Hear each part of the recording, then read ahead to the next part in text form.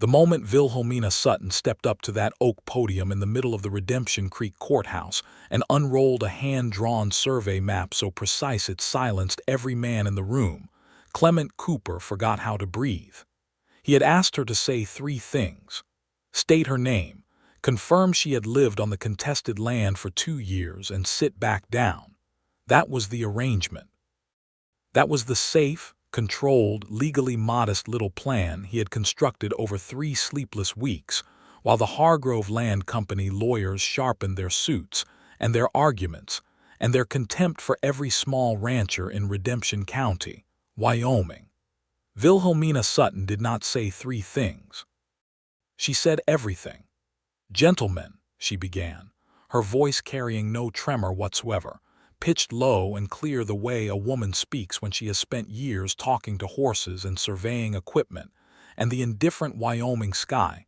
"Before this hearing continues another 10 minutes, I need you to look at something that has been deliberately kept out of this room."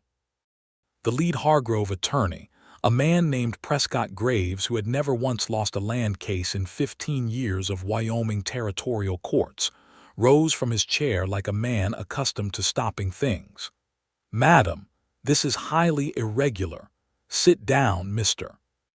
Graves," Commissioner Aldrich said quietly, because even he could see that the woman at that podium was holding something that looked official, and official things in land hearings had a way of changing everything.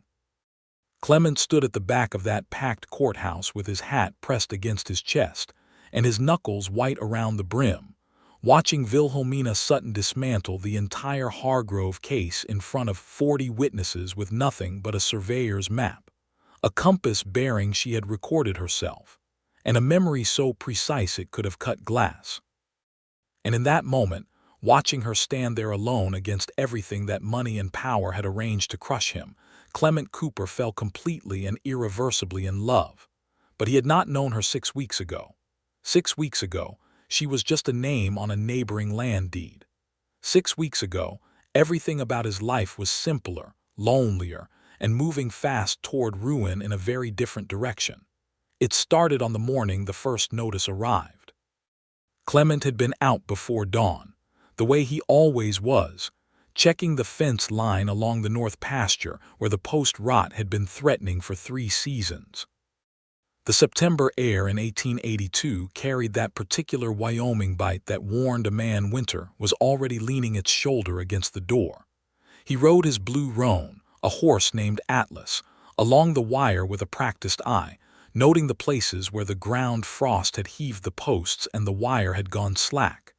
He had built this land himself, not inherited it, not bought it ready-made. He had filed his homestead claim in 1878, proven up on it in 1880 after 5 years of the kind of labor that hollows a man down to something lean and purposeful. And now, he ran 412 acres of grazing land with a small but growing herd of mixed cattle, and a reputation among the other ranchers of Redemption County as a man who kept his word and paid his debts. He was 31 years old. He was broad across the shoulders from fence building and hay stacking, and every other variety of physical work that the frontier demanded, and he had dark brown hair that needed cutting and gray eyes that his mother had once said looked like the sky before a storm, which he had always taken as a compliment, even though she had not necessarily meant it as one. He was alone on that land in the way that a man can be alone when he has made himself so busy with survival that loneliness has simply never found a good opening. The notice was tacked to his front door with a single nail, fluttering in the cold morning wind when he rode back to the house at 7 o'clock. He read it standing in the stirrups, then dismounted and read it again holding it flat with both hands. The Hargrove Land and Development Company of Cheyenne, Wyoming, was formally contesting his claim on the grounds that the original survey conducted in 1877 had contained a material error in its northeastern boundary line, which allegedly placed a 400-acre parcel of Clement's land within the boundaries of a prior unregistered Hargrove deed dating to 1875.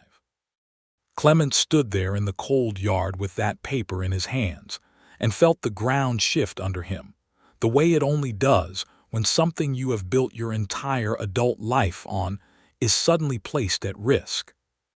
He had 7 weeks until the territorial land hearing.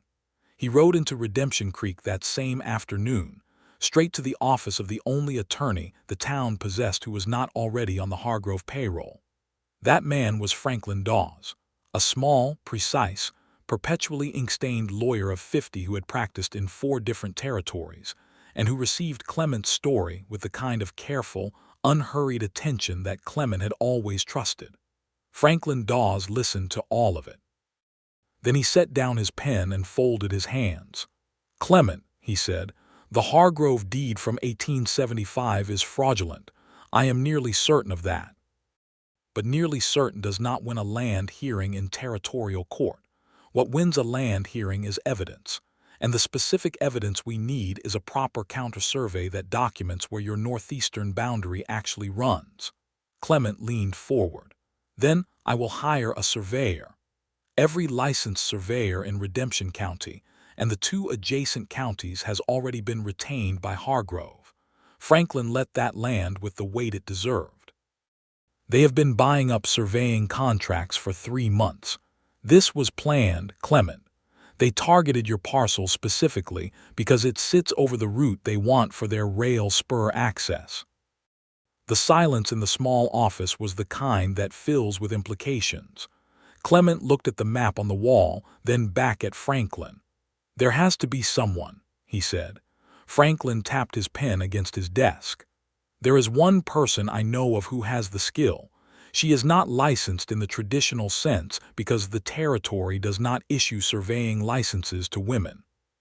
But she was trained by her father, who was one of the most respected surveyors in Kansas before he died, and she has been doing informal survey work for small homesteaders all across this part of Wyoming for 2 years. Her name is Wilhelmina Sutton.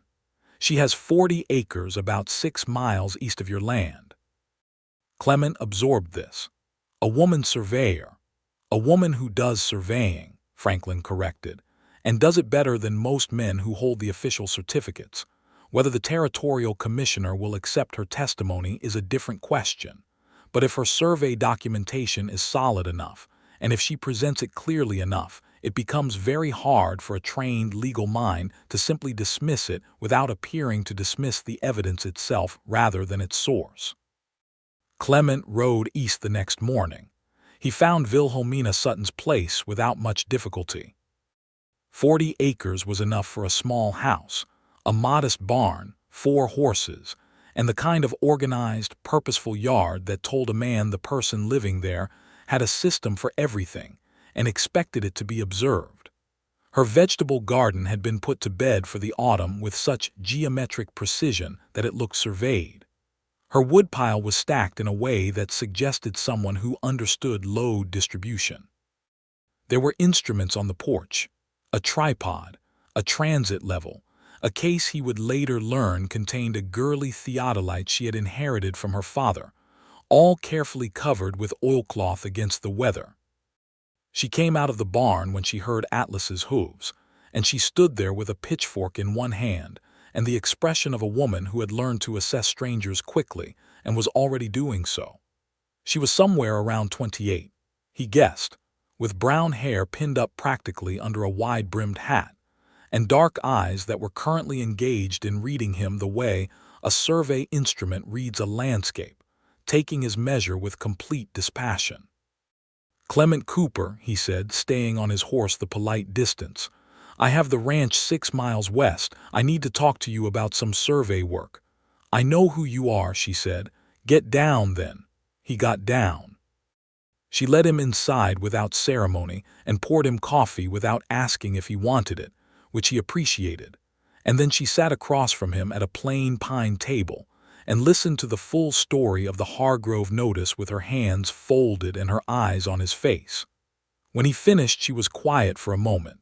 Then she reached across to a shelf behind her and pulled down a leather-bound journal. She opened it and he could see dense columns of numbers and notations, precise and small, filling page after page. "I know about the Hargrove claim," she said. I have been watching what they are doing in this county for 14 months. They ran their false survey in the spring of 1881.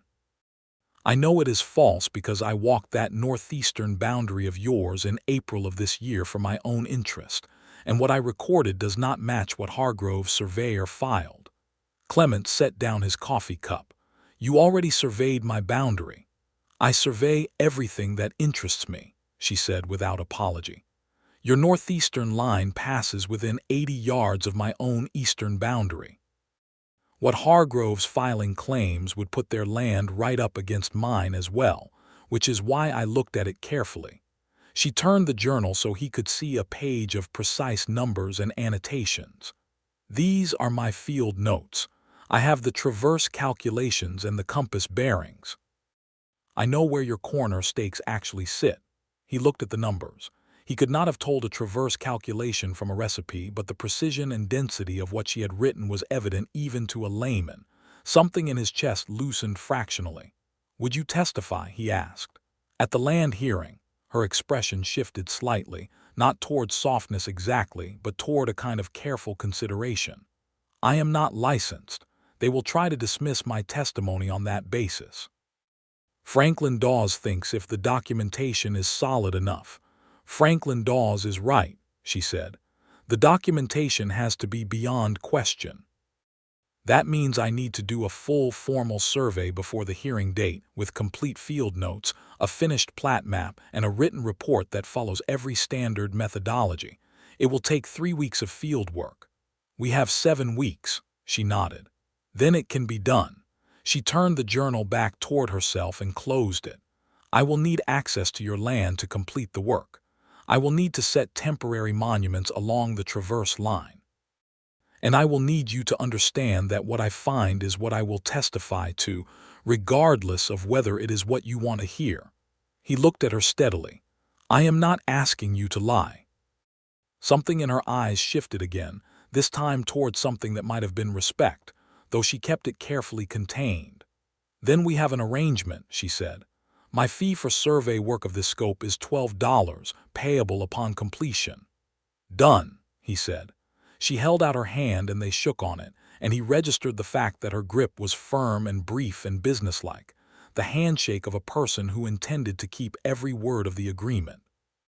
He rode home with the first real feeling of hope he had had since reading that notice, and also, though he would not have named it then, with the image of her sitting at that table fixed in his mind with a clarity that had nothing to do with professional matters. She arrived at his ranch 3 days later with a loaded pack mule and her theodolite in its case, and a saddlebag full of notebooks. She knocked on his door at first light on a Monday morning, and when he opened it she said, I need your deed and your original survey plat, and then you can show me the northeastern corner and I will start from there. He gave her the documents and she studied them over coffee at his kitchen table for 40 minutes without speaking, making small notations in a fresh notebook, before she looked up and said, All right, let us go. Over the next 3 weeks Clement watched Wilhelmina Sutton work, and it remade his understanding of what the word precision meant. She moved across the land with her equipment, the way a musician moves through a complicated piece, with the appearance of ease that only comes from having mastered something deeply. She would set up her theodolite at a station point with quick, sure movements, level it with a care that was almost meditative, and then read the angles with her eye pressed to the instrument and her lips moving slightly as she recorded the numbers in a voice too quiet to hear across any distance. She took back sights and foresights along traverse lines that she established with a methodical logic, flagging each station point, and carefully driving iron pins at corner locations. She carried a girly transit compass and a surveyor's chain, and she ran the chain measurements herself, directing him when she needed a chainman to hold the far end, with instructions so clear that even he could follow them without error. She had her father's field books in her saddlebag, and sometimes in the evenings, when she stayed late enough that it made no sense to ride 6 miles back to her place in the dark, and he set up the spare room for her, she would sit at his kitchen table with those old field books open beside her new ones, comparing methodologies and cross-checking her work with an intensity that made the lamplight seem insufficient for what her eyes were doing. On the fourth evening, he brought her a second cup of coffee and set it at her elbow, and she looked up briefly and said, "Thank you," and then looked back down. He sat down across from her.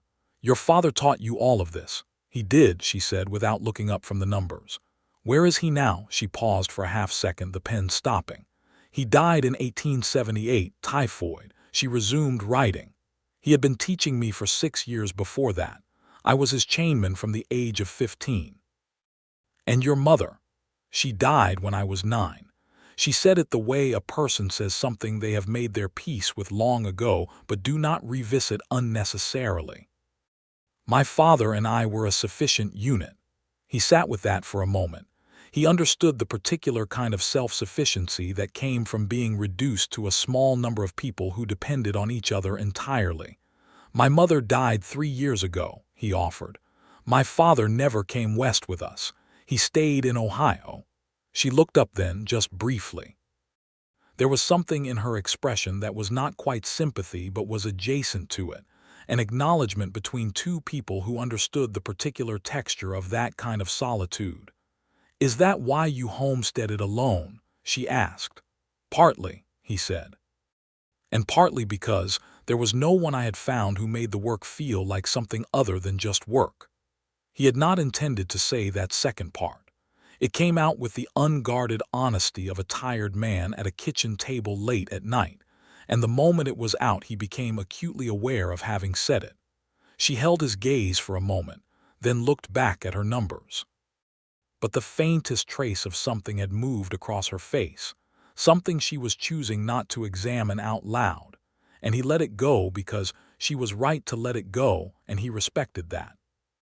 They worked together in the field every day that week, and by the end of the second week, something had changed in the texture of the working arrangement in ways that neither of them named but both of them knew. He learned her habits. She liked to work from north to south along a traverse line. She ate very little at midday and made up for it at dinner. She talked to her horses with the same calm precision she brought to everything else, and the horses listened to her the way that horses listen to people they trust absolutely. She learned his habits too. He noticed when she began adjusting her work schedule around his starting earlier on the days he had to ride to town, adjusting the traverses to avoid the areas where his herd was gathered on particular mornings. On a Thursday of the third week, the Hargrove men came. There were 3 of them, which was the Hargrove way of reminding people that a company had resources that a single rancher did not. They rode onto Clement's land without asking, which was also the Hargrove way, and they found him and Wilhelmina out on the northeastern boundary, where she was taking a final set of angle readings from the last station point of the traverse. The man in front was Prescott Graves, the attorney, wearing a suit that was entirely inappropriate for riding and entirely appropriate for intimidation. Behind him were 2 men whose purpose was purely physical, wide and silent and attentive in the way of men hired to communicate threat through proximity. "Cooper," Graves said, reining up. He looked at Wilhelmina with the particular kind of dismissive assessment that powerful men sometimes used as a weapon. "What is this?" "Survey work," Clement said. "On behalf of whom?" Graves asked, still looking at Wilhelmina. "On behalf of the correct legal record," Wilhelmina said pleasantly, not looking up from her instrument. She finished her reading, recorded it, and then straightened and looked at Graves with calm directness. "Your survey from last spring is inaccurate. I am documenting the accurate boundary so that the commissioner has complete information." Graves smiled the way a man smiles when he is about to say something he intends to wound with. "And you are a licensed surveyor." "I am a surveyor," she said. "The Territorial Licensing Office does not issue credentials to women." "That does not change the accuracy of the measurements." "It changes their admissibility," Graves said. "Perhaps you should raise that argument with Commissioner Aldrich," she said. "I suspect he will find it very interesting, given that the territorial statute on admissible evidence refers specifically to the qualification of the evidence itself rather than the sex of the person who produced it. But I may be wrong. We shall find out together. Graves studied her for a long moment. He had been in enough courtrooms and hearing rooms to recognize a dangerous witness when he saw one, and what he saw in Wilhelmina Sutton was precisely that. A woman who knew exactly what she was talking about and could prove it under questioning. That was substantially more dangerous than a confident one who could not. "Cooper," he said, finally turning to Clement, "the commissioner will be appointed by a territorial governor who receives significant Hargrove backing. I am offering you, one final time, the opportunity to settle this matter without a hearing. A fair market purchase of the contested acreage at $2 per acre." Clement did not look at Wilhelmina, because her presence there was not relevant to his answer. "No," he said. Graves let the silence sit for a moment. Then he turned his horse and rode off with his two silent men, and the last sound was the fading hoofbeats and the distant prairie wind filling the space they left. Wilhelmina looked at Clement. $2 per acre," she said. "They value it substantially more than that." "I know," he said. "They are worried," she said. "Good," he said. She looked back at her instruments and began the methodical process of dismantling her setup for the day, and he stood there watching the Hargrove riders shrink toward the horizon, and something hard and settled and determined replaced the last of the anxiety he had been carrying for weeks. Whatever happened at that hearing, he was going to face it properly. He was not alone in this. That night after dinner, Wilhelmina spread the rough draft of her plat map across his kitchen table. It was large, hand-drawn on good drafting paper in her precise, readable hand, and it showed the complete traverse of his northeastern boundary with all the station points, angle readings and distance measurements laid out in a way that was, even to his untrained eye, obviously thorough and obviously correct. She walked him through it, pointing to each station with the tip of her pen, explaining what the numbers meant and how they built on each other, how each measurement served as a check on the one before, how the closed traverse, the traverse that came back to its starting point, demonstrated its own accuracy through the precision of its closure. "If a traverse closes to within an acceptable error," she explained, "it means the measurements are internally consistent. Our closure error on this traverse is 3/10 of a foot over the entire boundary length. That is an exceptional result. Any trained surveyor who looks at this work will understand what it means." He was watching her hands moving over the map, and then he was watching her face, which was animated in the particular way of a person explaining something they love. There was nothing performed about it, no calculation about how she appeared. She was simply lit up by the work itself, by the precision and the elegance of something that had been measured correctly, and he found that more compelling than anything he could remember. "Wilhelmina," he said. She looked up. There was a pause that lasted perhaps 3 full seconds, which in a lamplit kitchen at the end of a long working day is a substantial pause, and both of them were aware of it. "You should call me Willa," she said. "Everyone who knows me does." "Does everyone who knows you?" he said. "You did not strike me as a woman who lets many people know her." A small, honest smile crossed her face, the first fully unguarded smile he had seen from her, and it was startling in the best possible way. "No," she agreed. "Not many." He matched the smile. "Then I am honored to be among the exceptions." She looked back at the map after a moment, but she was still smiling, a small private thing directed at the surveying notes, and Clement Cooper filed that image carefully away in the part of his mind where things of value are kept. In the final week before the hearing, the work shifted from field survey to document preparation. Wilhelmina spent long hours at his table producing the final plat map, the written survey report, and the appendix of field notes, all copied in her meticulous hand into a presentation that would hold up to scrutiny. Clement brought her extra lamp oil, and on the third night of this final push, sat beside her at the table and helped collate the pages of field notes as she finished writing them. They worked in a comfortable silence most of the time, with the occasional exchange of words that gradually required less and less context. He learned what her silences meant, the focused silence of work, the different silence of thinking through a problem, and one or two silences that had nothing to do with work at all. She learned to hand him pages without looking up, trusting him to handle them correctly.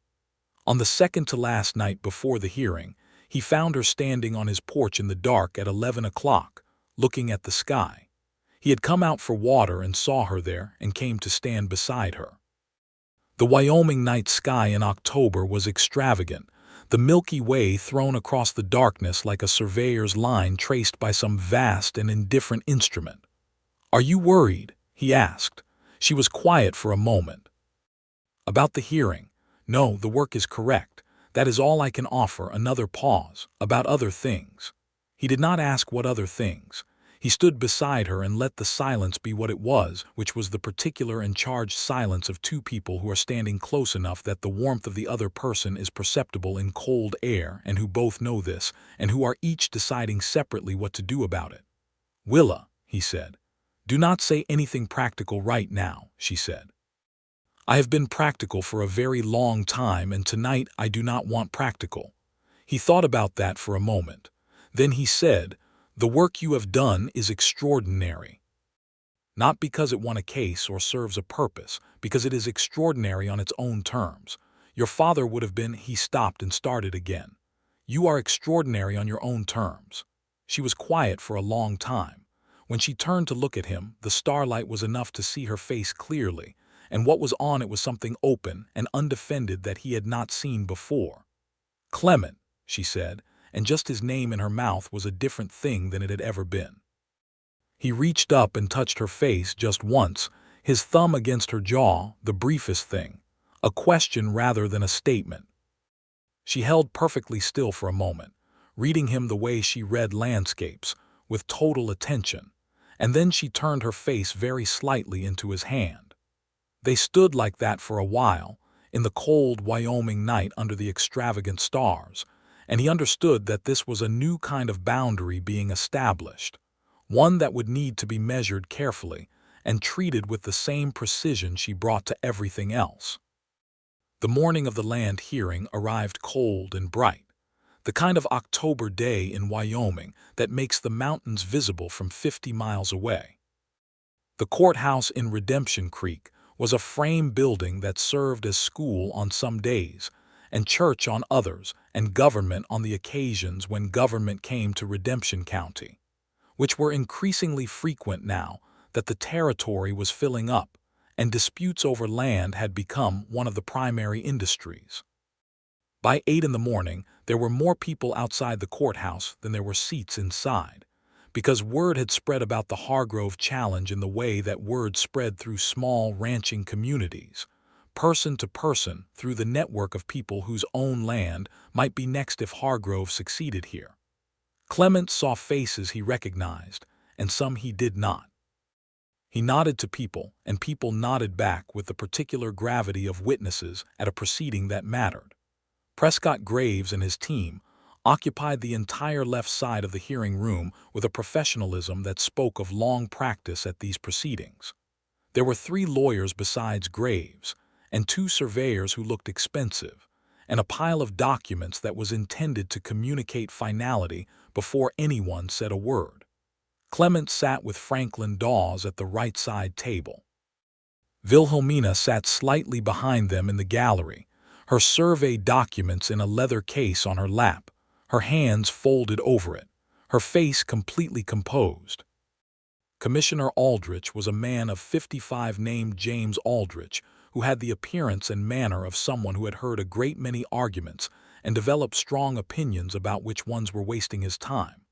He called the hearing to order at 9 o'clock precisely, and established the parties and their claims with an efficiency that suggested he had prepared.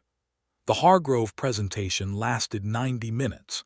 It was, Clement had to admit, impressive in its construction. The 2 surveyors testified about the 1877 survey error with technical language that was clearly designed to overwhelm rather than illuminate, and the historical deed from 1875 was introduced with considerable theatrical weight, the paper handled as though it were sacred scripture. Graves summarized with the practiced confidence of a man who had done this so many times that winning had become a habit rather than an effort. When it was Franklin's turn, he presented Clement's original homestead filing, his proof-up documentation, and the recorded deed with methodical clarity. Then he said, "Commissioner Aldrich, I would like to call a witness who has conducted an independent survey of the boundary in question. Her name is Wilhelmina Sutton, and she is the owner of the adjacent eastern parcel." Graves was on his feet instantly. "Commissioner, this witness is not a licensed surveyor.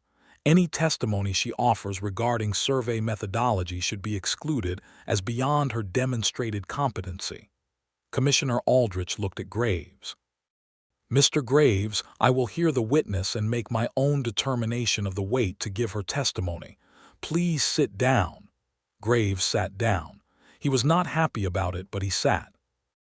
Wilhelmina walked to the front of the room and stood at the oak podium, and she set her leather case down beside it and opened it with unhurried deliberation, and then she unrolled the plat map. The map was large, the kind of thing that commands physical attention simply by virtue of its size. She spread it flat with both hands, and the room's collective eye went to it immediately, because it was clearly and undeniably the work of someone who knew what they were doing, and everyone in the room, including Prescott Graves, could see that at a glance. "Commissioner Aldrich," she said, "before this hearing continues another 10 minutes, I need you to look at something that has been deliberately kept out of this room." Graves rose. "This is highly irregular. Sit down, Mr. Graves," Aldrich said. Graves sat. Wilhelmina let the silence rest for exactly 2 seconds, which was long enough to have the room's full attention. Then she began. She did not use technical language to overwhelm. She used technical language to illuminate, which is a completely different thing, and the difference was evident in how the room responded. She explained the traverse methodology in terms that a farmer or a rancher could follow, using the language of fences and fields, and the business of walking a boundary line that everyone in that room had done in some form. She walked Aldrich through the plat map point by point, showing the station positions, the angle readings, and the distance measurements with a clarity and a patience that turned dense survey mathematics into something legible. She explained what a closed traverse was and why its closure error was a built-in measure of accuracy, and she compared the closure error of her traverse 3/10 of a foot to the standard acceptable by which licensed surveyors certified their work. Then she turned to the Hargrove survey. She had obtained a certified copy of the Hargrove filing from the Territorial Records Office 2 weeks earlier, and she had spent considerable time analyzing it. What she had found was not subtle. "This is the traverse closure of the Hargrove survey from 1881, she said, pointing to a line of numbers on a separate document she placed beside her own. "Their closure error is 12 feet and 4 inches over a boundary length of approximately 3,000 feet. That error does not fall within any accepted standard of professional survey practice.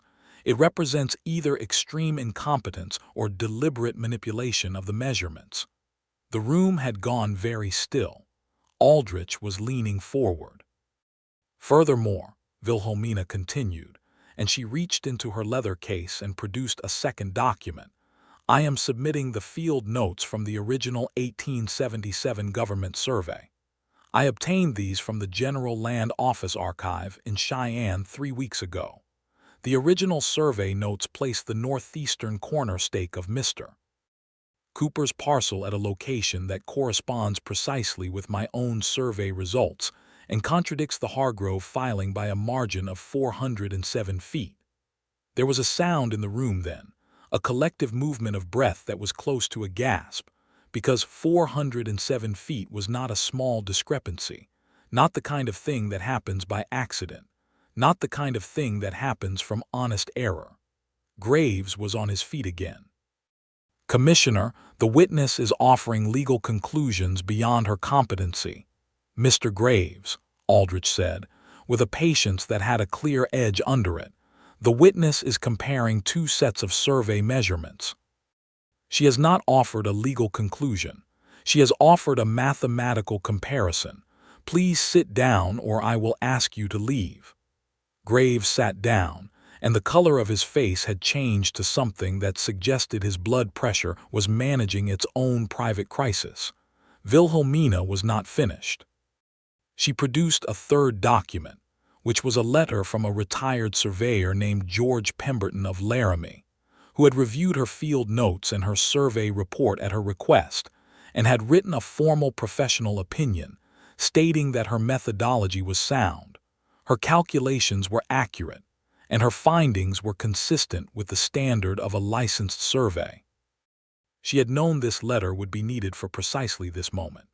Clement, standing at the back of the room, was watching Prescott Graves's table and watching Commissioner Aldrich's face, and he saw what neither of them was saying yet, but both of them had arrived at.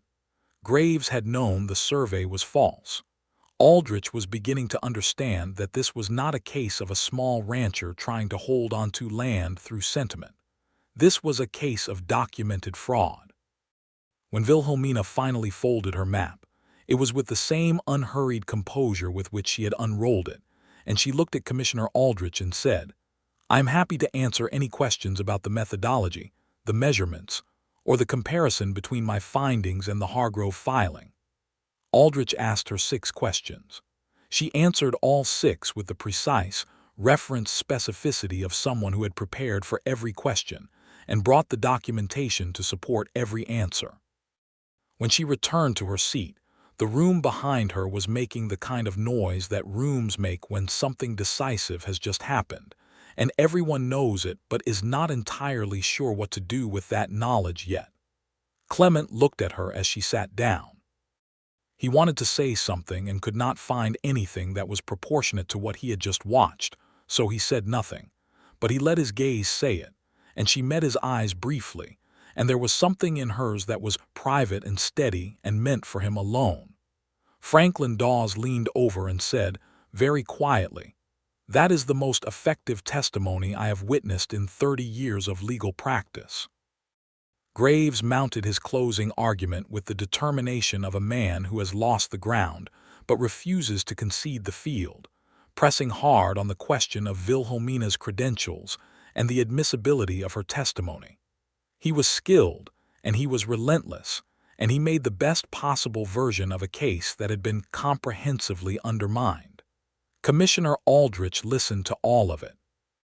Then he gathered his papers and said that he would take the matter under consideration and issue his determination within 10 days. The hearing room began to empty. Several ranchers came to clasp Clement's hand or Wilhelmina's, people who understood what the Hargrove challenge had meant for their own claims, and who now had reason to believe that something had gone right today. Clement found Wilhelmina in the side yard of the courthouse, standing by her horse in the thin October sunlight, checking the cinch with the thoroughness she brought to everything. He walked up to her and she turned and looked at him, and for a moment neither of them said anything because the morning had been so charged and so consequential that ordinary words seemed inadequate. "You said considerably more than I asked you to say," he finally managed. "You asked me to testify," she said. "I testified. You demolished them." "I presented accurate documentation," she said, but she was smiling now, a small controlled thing that she was not quite managing to entirely contain. If that demolished them, the demolition was the natural result of the accuracy. He laughed, which felt like something releasing in his chest that had been held tight since the morning the notice arrived on his door. It was a real laugh, the kind that surprised him, and it made her smile properly, fully, and for a moment they stood in the October sunlight outside the courthouse of Redemption Creek just looking at each other. "Willa," he said. "Do not say something practical," she said. "I was going to ask you to dinner," he said. "That is somewhat practical." "That," she said, "is acceptable." They ate at the only restaurant Redemption Creek possessed, a plain establishment that served beef stew and cornbread and coffee and nothing else, and they sat across from each other and talked for 3 hours about things that had nothing to do with surveying or land law or Hargrove. He learned that she had grown up in Abilene, Kansas, that she had read every book she could lay hands on from the age of 8, that she had an opinion about the railroad expansion that was thoughtful and informed and different from his own, and that she had come to Wyoming 2 years ago because the land was cheaper and the sky was bigger, and she had wanted to build something that was entirely her own. She learned that he had come west from Ohio at 22 with $40 and a horse that he had since replaced with Atlas, that he had filed his homestead claim without any clear plan beyond the intention to make something from the land, and that he had not talked to anyone this much in a very long time without running out of things to say. They rode back toward their respective properties in the late afternoon, the mountains purple in the distance, and the dry grass of the plains golden in the low light. At the fork in the road where her track diverged from his, they reined up their horses and sat for a moment. "Come for dinner Sunday," he said. "I cook adequately." She considered this with the same careful attention she gave everything. "I will come Friday," she said. "I cook better than adequately and I can demonstrate it." He smiled. "Friday." "Friday," she agreed and turned her horse east, and he watched her go until she was small against the wide landscape, and then he turned west and rode home with something settled and warm in his chest that he had not felt in a long time. The 10 days of waiting for Aldrich's determination were simultaneously the longest and the most pleasant 10 days Clement could remember spending. Wilhelmina came Friday as she had said, and she cooked a beef and root vegetable stew with cornbread and a dried apple pie that she produced from a basket she had brought, and they ate at his kitchen table in the lamplight and talked until late. He walked her to her horse in the cold dark, and she paused before mounting and turned to look at him, and he stepped forward and kissed her, and she kissed him back with the same directness and intentionality she brought to everything, and it was nothing like tentative. On Saturday, he rode to her place and helped her with fence repair, which she directed with exact specifications that he followed without comment. And when the work was done, they sat on her porch in the weak autumn sun, and she showed him the girly theodolite and explained how it worked, handing it to him to look through, and he was aware of her closeness and of the warmth of the October sunlight and of being happier than he could clearly account for.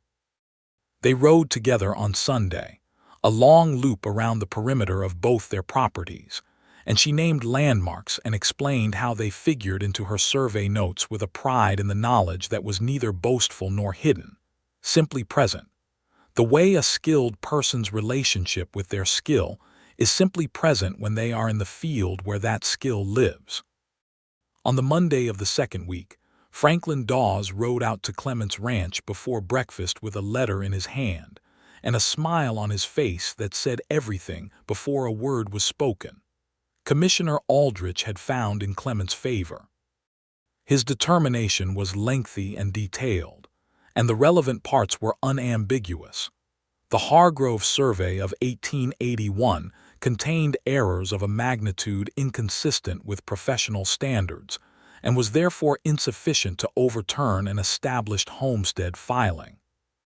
The original 1877 government survey, as corroborated by the independent survey conducted by Wilhelmina Sutton, placed the northeastern boundary of Clement Cooper's parcel firmly within the coordinates of his recorded deed. The contested claim was dismissed. Furthermore, Commissioner Aldrich had forwarded the documentation regarding the Hargrove survey to the Territorial Attorney General's office with a recommendation that the survey be investigated for deliberate falsification, which was a crime under territorial statute.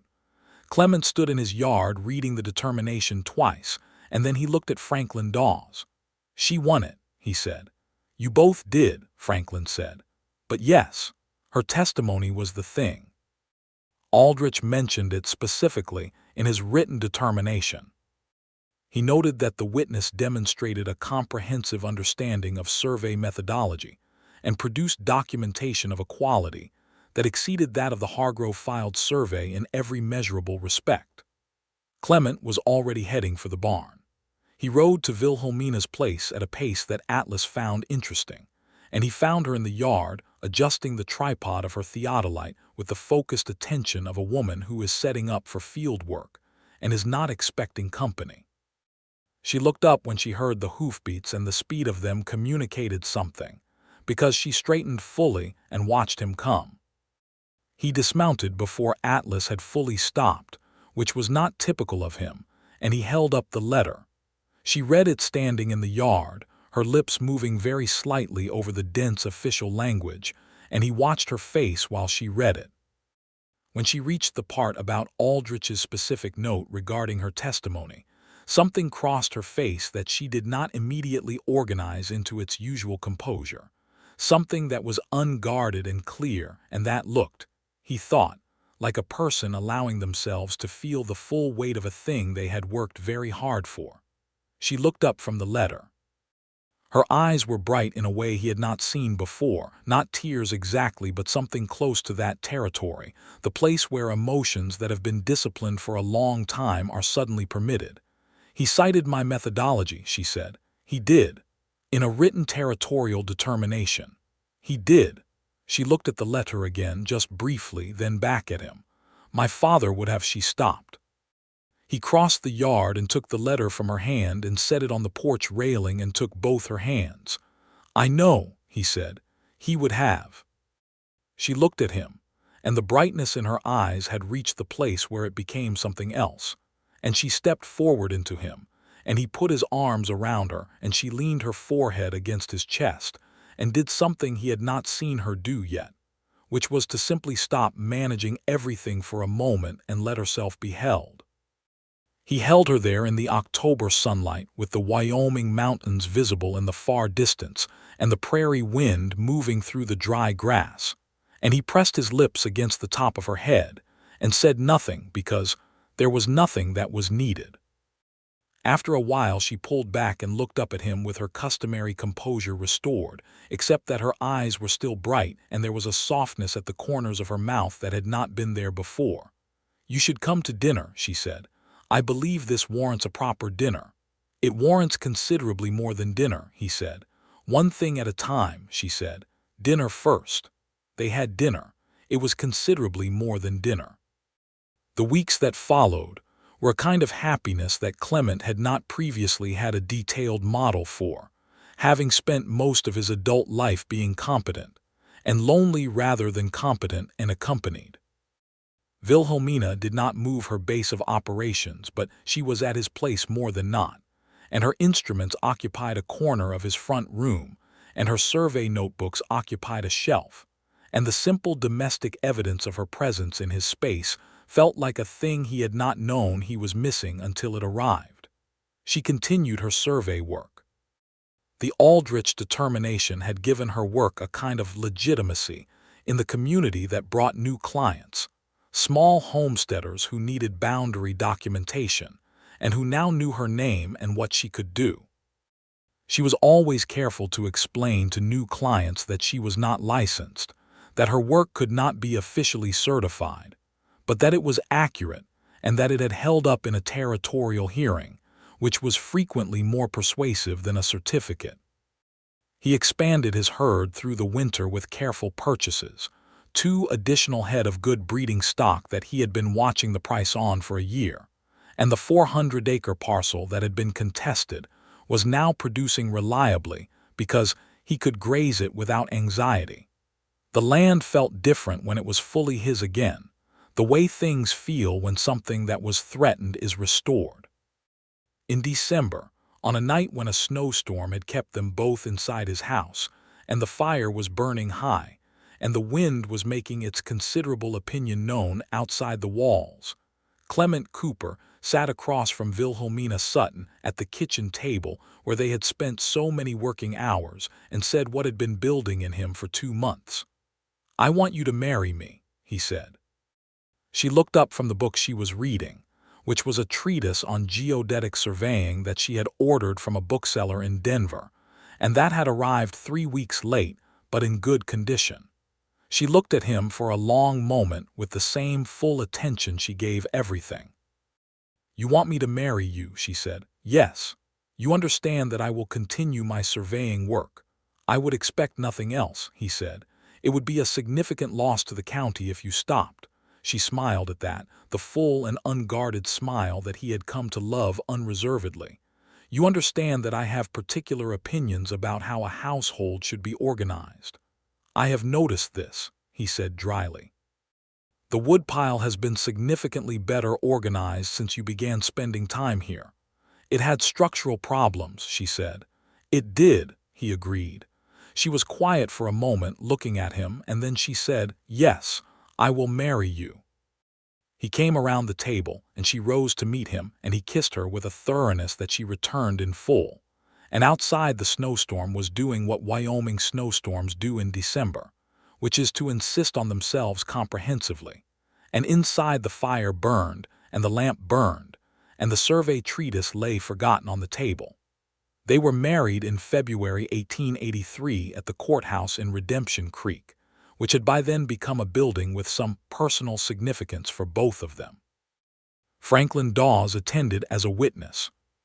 Several of the neighboring ranchers came, people who had become something more than neighbors over the months since the hearing, people who had understood what Wilhelmina's testimony had meant for all of them, and who had expressed that understanding in the form of showing up. Commissioner Aldrich himself stopped in, which surprised Clement, but the commissioner shook his hand and took off his hat to Wilhelmina and said that he was pleased to see the matter had concluded to everyone's satisfaction, and Wilhelmina thanked him with a courtesy that was genuine and a directness that was purely herself. They rode home together in the February cold under a pale sky, her horse alongside his, their breath visible in the cold air, and she rode with the easy competence she brought to everything physical, and he rode beside her, and they were quiet in the way of two people who do not need to fill the space between them. At the house, he had built a new shelf in the front room for her instruments during the weeks of preparation for the wedding, and she had brought her theodolite and her transit compass and her field books and her father's old notebooks, and these things occupied their shelf with the permanence of things that belong where they are placed. He had also, which she discovered that evening when she went to her corner of the room, added a second chair beside the shelf, positioned at the right height for the work she did when she set up her drafting board to prepare plat maps. It was a small thing, a chair. But it was a chair that said he had thought specifically about what she needed for the work she did, and had provided it without being asked. And when she turned around and looked at him, the expression on her face made the considerable effort of sourcing the right chair entirely worthwhile. Spring came to their ranch with the particular extravagance of Wyoming springs, the land greening rapidly after the long white winter, the cottonwoods along the creek coming into leaf, and the cattle finding the new grass with the purposeful energy of animals who have spent months making do with hay. Clement rode his fence lines and found them better than he expected, the winter damage manageable, and he repaired the worst of it in the long days of early April with the pleasure of a man working his own secure land.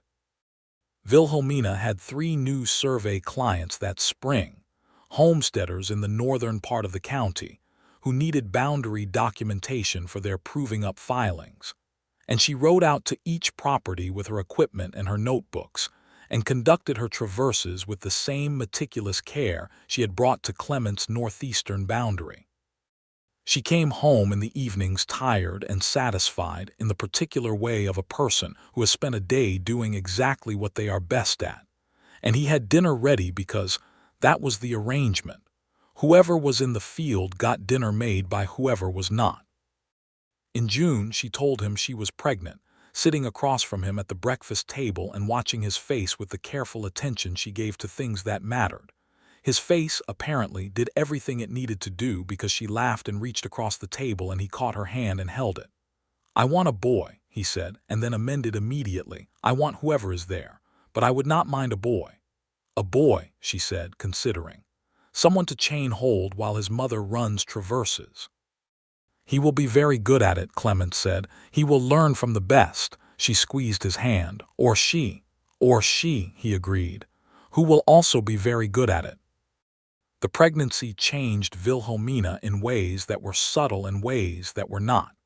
The not subtle ways were visible to anyone. The subtle ways were the ones that Clement observed privately.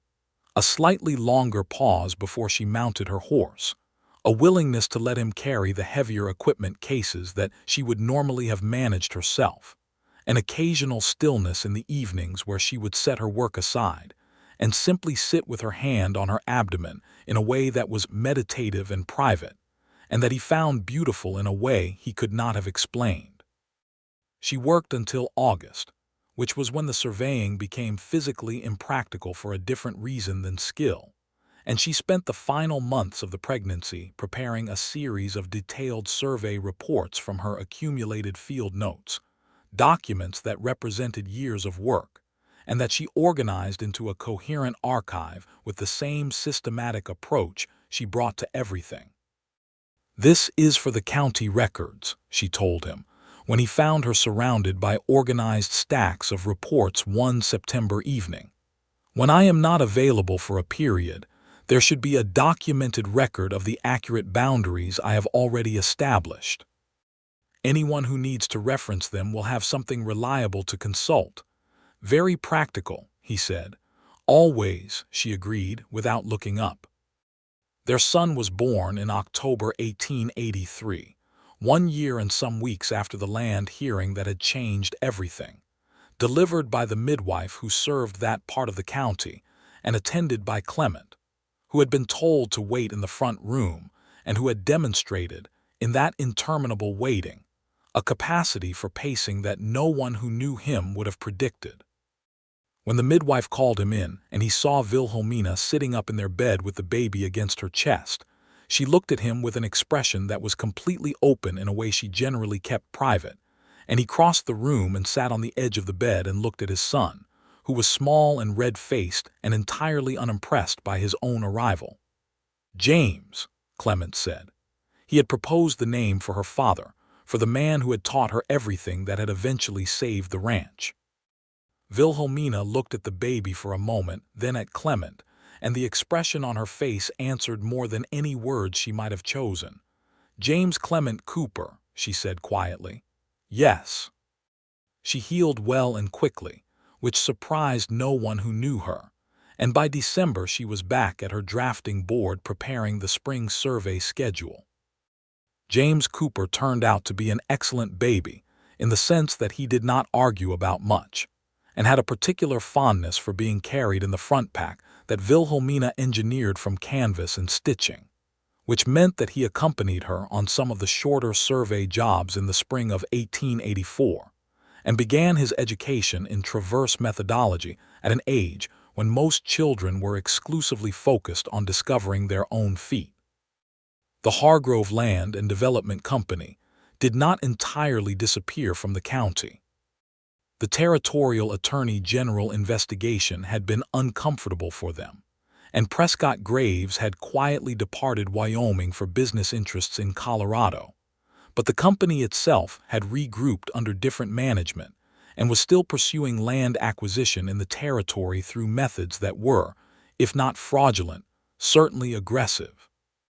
There were two more small ranchers who faced challenges in 1884, and both of them came to Wilhelmina, and both times she conducted surveys that established the accurate boundaries, and both times the challenges were resolved without going to hearing, because the documentation made the outcomes clear. She was building something, Clement understood, that was larger than her own practice. She was building a documented record of accurate boundaries for the small homesteaders of Redemption County that would function as a collective protection against exactly the kind of strategic land fraud the Hargrove Company had attempted on him. Every survey she conducted added to that record. Every accurate plat map was one more piece of evidence against future challenges.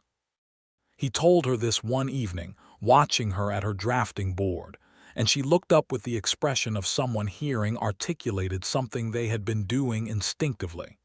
"Yes," she said simply, "that is what it is."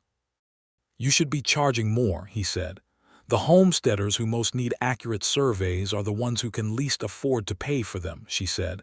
"I charge what they can pay." He looked at her for a moment. "You are remarkable," he said. She turned back to her drafting board. "I am practical," she said, but she was smiling. In 1885, when James was 18 months old and had developed the confident locomotion of a child who intends to examine everything within a reasonable radius, Wilhelmina told him she was pregnant again, this time across the fence of the north pasture, while they were both checking the fence line in the way that had become a morning habit. He climbed over the fence. "You do not need to come over the fence," she said. "I want to be on the same side of the fence as you for this conversation," he said. She laughed, and the laugh of Wilhelmina Cooper in the Wyoming morning light was one of the better things he knew about life. He put his arm around her and she leaned into him with the particular easy comfort of 2 years of marriage, and they stood there in the north pasture while James, strapped safely to her back, expressed his own opinion about the morning by grabbing her braid and immediately releasing it. "Another boy," he offered. "We will find out," she said. Their daughter was born in November 1885, and she arrived with a fullness of opinion about the world that was evident from her first hour, and that suggested she had inherited certain qualities from at least one of her parents. They named her Clara, after no one in particular, but because it suited the particular crispness of her personality, which was apparent even in infancy. James Cooper, age 2, approached his sister with the cautious scientific interest of a future survey chainman, examined her thoroughly, and apparently found her acceptable. The ranch grew. By 1886, Clement had expanded the herd and improved the pasture rotation, and the 412 acres that Hargrove had tried to take from him were producing reliably, the northeastern boundary stake visible on clear days from the house, a small but solid confirmation every morning that what he had built was intact and his. Wilhelmina had by then surveyed more than 40 properties in the county, and the quality and consistency of her work had generated a quiet professional reputation that extended beyond Redemption County. A letter arrived in 1886 from the territorial surveyor's office in Cheyenne, which was the kind of letter that you read twice to be sure you have understood it. The letter informed her that a new territorial statute had been enacted that allowed for the examination and certification of surveying competency without regard to the sex of the applicant, and it invited her to submit her portfolio of work for review by the Territorial Board of Examiners. She read it at the breakfast table while James ate and Clara expressed her view of her porridge, and Clement watched her read it. She looked up when she finished. "Well," she said. "Well," he agreed. "I will need to organize my portfolio," she said. "You have had it organized for 2 years," he said. "More organized," she said, and she was smiling. She submitted the portfolio in early 1887. The Territorial Board of Examiners reviewed it over 6 weeks, which she spent with professional composure that he was somewhat in awe of, continuing her work in Redemption County without apparent anxiety, though he knew her well enough to see where the composure was doing the work of managing what was underneath it. The certification came in March 1887, a formal document bearing the seal of Wyoming Territory, certifying Wilhelmina Sutton Cooper as a licensed land surveyor. The first woman to hold such certification in Wyoming Territory. Franklin Dawes, who had heard the news through the particular speed at which good news travels in small communities, rode out that afternoon with a bottle of good whiskey, which was an extravagance for Franklin, who was careful with money, and which communicated more than the bottle cost. They sat on the porch in the early spring light, Clement and Wilhelmina and Franklin Dawes and James Cooper, who had reached the age of 3, and had opinions about most things including whether he was allowed down from the bench where he had been placed, and Franklin raised his glass and said what he had been planning to say from the moment he heard. "To the woman who walked into my courthouse in 1882 and changed the direction of this county," he said, "I have spent 30 years in legal practice, and I have never been more glad to have recommended anyone for anything." Wilhelmina accepted the toast with a composure that was only somewhat undermined by the expression on her face, which was the expression of a person who has received exactly what they worked for and is allowing themselves, for once, to feel the full dimensions of it. Clement caught her eye over the rim of his glass, and she held his look for a moment. And in that look was the entirety of what the past 5 years had built: the hearing room and the plat map, and the October night on his porch under the stars, and the wedding in February and James and Clara, and the long days of field work, and the longer evenings at the kitchen table, and the particular happiness of two people who have found in each other someone equal to themselves. Later, after Franklin had ridden home and James had been put to bed with the serious negotiation that bedtime required, and Clara had been settled with the greater simplicity of an infant who had decided to be cooperative, they sat together on the porch in the March dark, the cold still real but carrying in it the first suggestion of spring, the way cold does in Wyoming when the season is about to change. She had the certification document in her hand, folded into its official envelope. "My father would have found this difficult to believe," she said. "Would he?" Clement said. "He knew you." She considered that. "He would have believed that I could do the work. He would have been more skeptical that the territory would recognize it." "The territory is beginning to understand the value of accuracy," Clement said, "regardless of its source." She looked at him in the dark, and the starlight was enough to see her face. "That is an optimistic view of institutional progress." "I have had cause recently to be optimistic," he said, and his hand found hers on the bench between them. She turned her hand and held his, and they sat there under the Wyoming stars, the same sky that had been over them on that first night on this porch when everything was still uncertain, and she leaned her head against his shoulder with the ease of a woman who has decided that her shoulder is home. The spring of 1887 was a good one. The grass came in early, the cattle calved well, and Clement expanded the herd with 3 additional breeding pairs that he had been watching and waiting to acquire at the right price. The land felt abundant in the way it occasionally does in Wyoming when the season and the management align. Wilhelmina's first official survey as a certified Wyoming land surveyor was conducted in April for a homesteader named Tobias Price, who had been waiting 3 years for a proper boundary documentation, because he could not afford the licensed surveyors who were not inclined to work for what small homesteaders could pay. She charged him her standard fee and conducted the survey with the same meticulous care she had always brought to the work, and when she delivered the completed plat map to Tobias Price, he held it in his weathered hands and looked at it for a long moment, and then said that she had no idea what it meant to him to have something official. She told Clement about it that evening, and her voice carried what she would not normally name, but that he recognized as the satisfaction of a person who has done exactly the right work in exactly the right place. James Cooper, at 3½, had developed a habit of following his mother on the shorter survey jobs when Clement could watch him, which meant he learned to stand still at a station point and not move the equipment, which was a discipline that required considerable negotiation. He was fascinated by the theodolite in the way of children who are shown the precise internal workings of things and understand instinctively that they are looking at something serious. Clara Cooper, at 18 months, had a different approach to precision, which was to examine it thoroughly and then attempt to place it in her mouth, a methodology that required careful management near the surveying instruments. By the summer of 1887, life at the Cooper Ranch had settled into the kind of shape that feels, from inside it, both permanent and fragile in equal measure, the way happiness always does when you have enough awareness to know how rare it is. The Hargrove Company made one final attempt in July of that year, not against Clement specifically, but against a cluster of homesteaders in the eastern part of the county, 5 claims, all challenged simultaneously in a coordinated filing that was clearly designed to overwhelm the county's legal resources.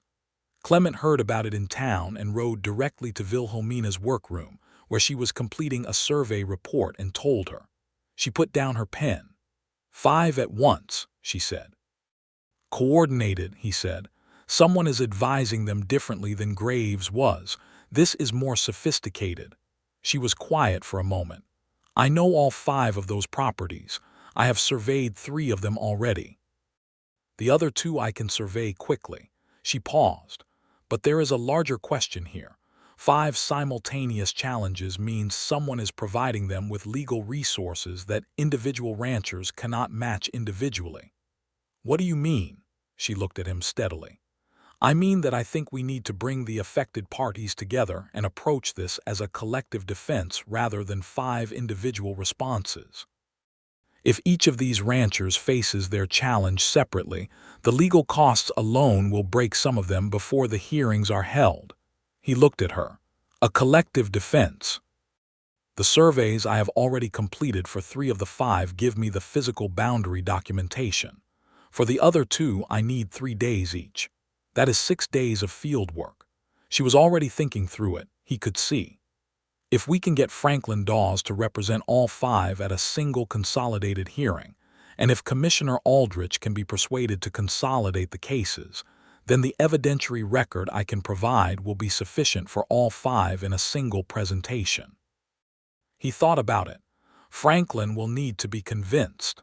Franklin knows that the individual representation fees will be more than most of these ranchers can afford, she said. If we propose a consolidated arrangement, the total fee divided 5 ways is manageable. You have already worked this out, he said. I have been thinking about it since you walked in the door, she said. He smiled. Of course you have. She organized it. She was, it turned out, as good at organizing people as she was at organizing data, applying the same systematic logic to the human problem that she applied to traverse calculations, identifying what was needed, in what order, and deploying it accordingly. She contacted all 5 affected homesteaders personally, riding out to each property in the course of a week, explained the situation and the proposed approach, and secured their agreement. She talked to Franklin, who agreed with her legal analysis and who was also, Clement suspected, simply not capable of saying no to Wilhelmina when she was in full problem-solving mode.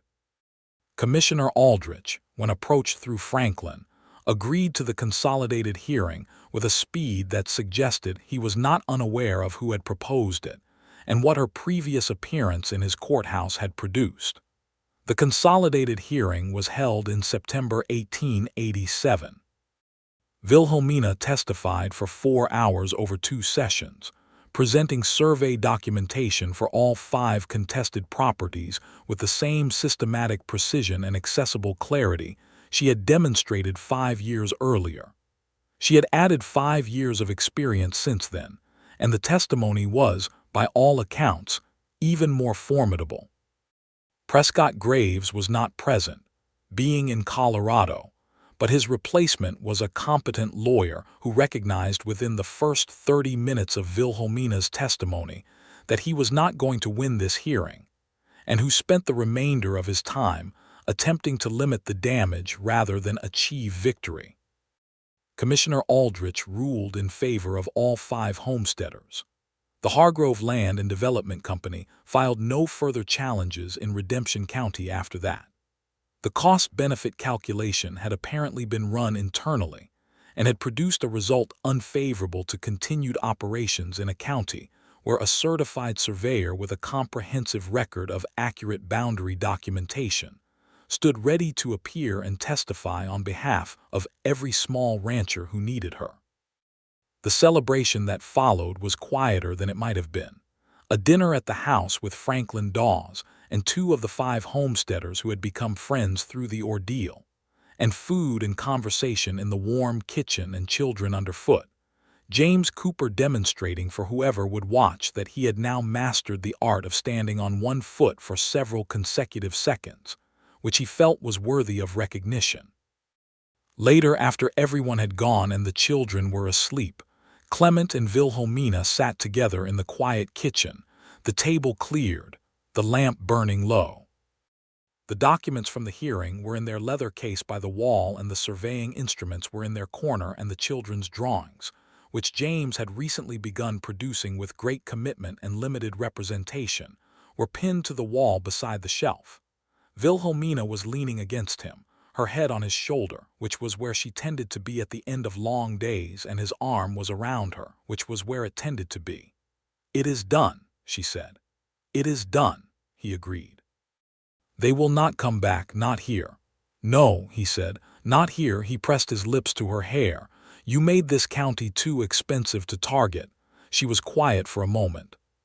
"My father used to say that the best survey is the one that makes the boundaries so clear that no one disputes them."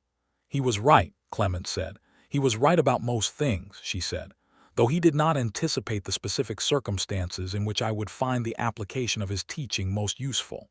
"He did not anticipate you," Clement said. "The specific and particular full version of you, I do not think he could have." She lifted her head and looked at him. "What do you mean?" "He taught you surveying," Clement said. "He gave you the tools and the methodology and the understanding. But the rest of it, the way you walked into that courthouse in 1882 with a plat map, and took apart a case that had been built with 3 months of preparation and significant legal resources, the way you organized 5 homesteaders into a collective defense in 1887, as though it were a traverse calculation, the way you built a documentary record for this entire county that functions as a shield for every person who lives here, that is not surveying, Willa. That is you." She was looking at him with an expression he had learned to read over 4 years of marriage, as the one that appeared when something reached her in the place below her considerable defenses, the place that was not managed or organized but simply felt. "I love you," she said, which was something she said with intention rather than habit, and which still had the weight of the first time.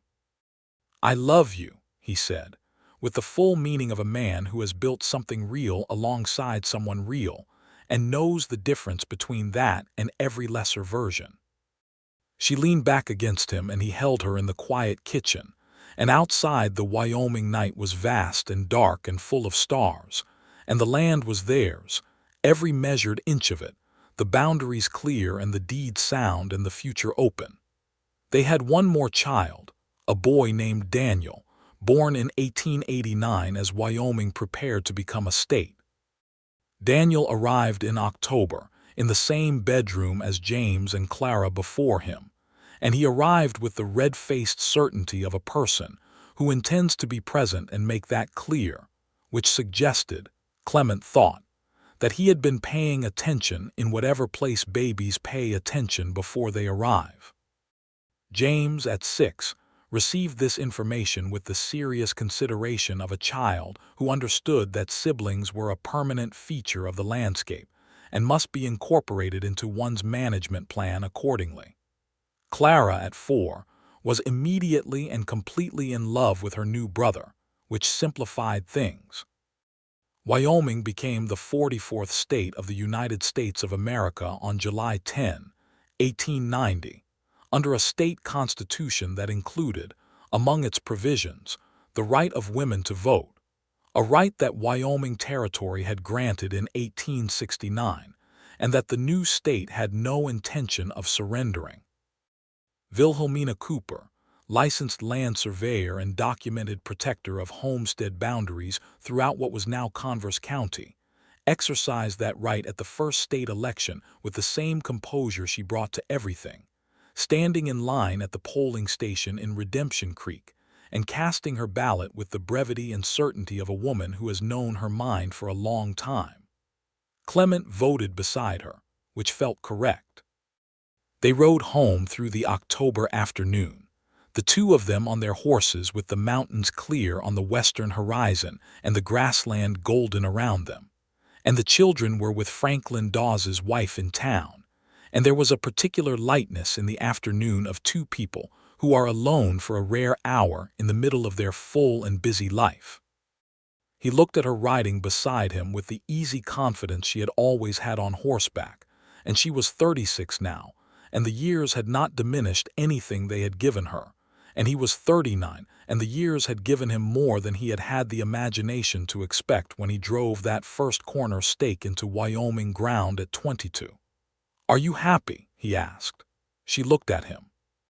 It was not a question he typically asked aloud because he paid enough attention to generally know the answer, and she knew that too. "Completely," she said. He nodded, and they rode on in the afternoon light, and the land spread out around them in every direction, measured and documented and known, every corner staked and every boundary clear, the work of years made permanent in the record and in the ground. At the house, she dismounted and he took her horse's reins, and she turned back to him before going in and said, "I am surveying the Madison property Thursday. Come with me." "As chainman." "As my husband, who is also a reasonably competent chainman," she said. "I am honored by the promotion," he said. She laughed and went inside, and he took both horses to the barn and settled them with the practiced efficiency of a man who has done this 10,000 times. And the barn smelled of hay and horses and autumn and everything that was particular and irreplaceable about the life he had built, and he stood there for a moment in the quiet of it before he went inside. The kitchen was warm. Wilhelmina was at the stove, and the sound of her moving there was the sound of home, as specific and irreplaceable as the smell of hay, and he came in and closed the door against the October air and stood in the warmth and watched her for a moment. She turned and looked at him. "Are you going to stand there, or are you going to set the table?" "Setting the table," he said, and moved to do it. They had dinner in their kitchen, in the house they had built and rebuilt over the years, and afterward they sat by the fire and she read her surveying journals and he read the county newspaper, and Daniel slept upstairs and James and Clara would be back tomorrow, and everything was as it was, and as it should be, and as it would go on being. The land records of Converse County, Wyoming, archived in the county courthouse in Douglas, contain a significant number of survey documents from the years 1882 through 1895, identified by a consistent notational style and a characteristic precision that made the work immediately identifiable to anyone who knew it. These surveys represent the largest single body of accurate boundary documentation in the county records from that period, and they were produced over more than a decade by a licensed land surveyor who had learned her trade from her father in Kansas and refined it across 400,000 acres of Wyoming grassland. The signature on those surveys reads, W. Sutton Cooper, Certified Land Surveyor. The land that those surveys protected is still there. The stakes she drove have mostly rotted, as iron stakes in Wyoming ground eventually do, but the coordinates she recorded, the angles, the distances, the traverse closures with their quiet mathematical demonstration of accuracy are there in the record. They are as true now as the day she measured them. Some boundaries endure.